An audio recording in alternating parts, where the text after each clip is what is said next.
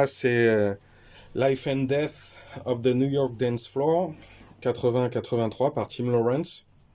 Alors là aussi, énorme pavé. Celui-là, pour vous dire la vérité, je n'ai pas eu le temps de tout lire. Je me suis surtout concentré sur les années, le début des années 80, puisque les aventures de G.I. Joe se passent surtout, disons, au tournant 79, 80, 81 maximum.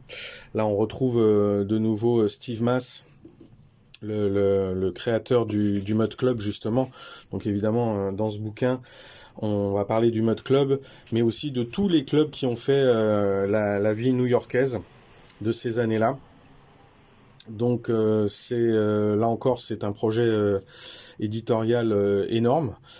Il y a là aussi plein d'informations, plein de petites photos noir et blanc. Alors, pour dire vite, le truc très intéressant aussi dans ce bouquin, j'espère que je vais vous trouver ça rapidement.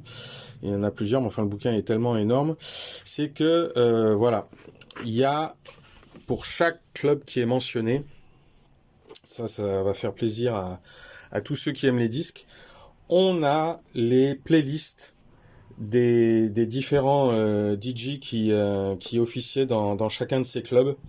Donc c'est génial. On a à chaque fois une petite liste comme ça. On retrouve Basquiat dans chaque club. Voilà, là aussi.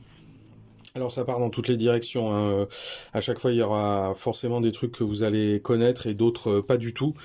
Donc c'est super de pouvoir, disons, se plonger là en plus dans vraiment qu'est-ce qui a été joué pendant les soirées dans ces clubs, et de voir les différentes playlists tout au fur et à mesure des années qui s'écoulent.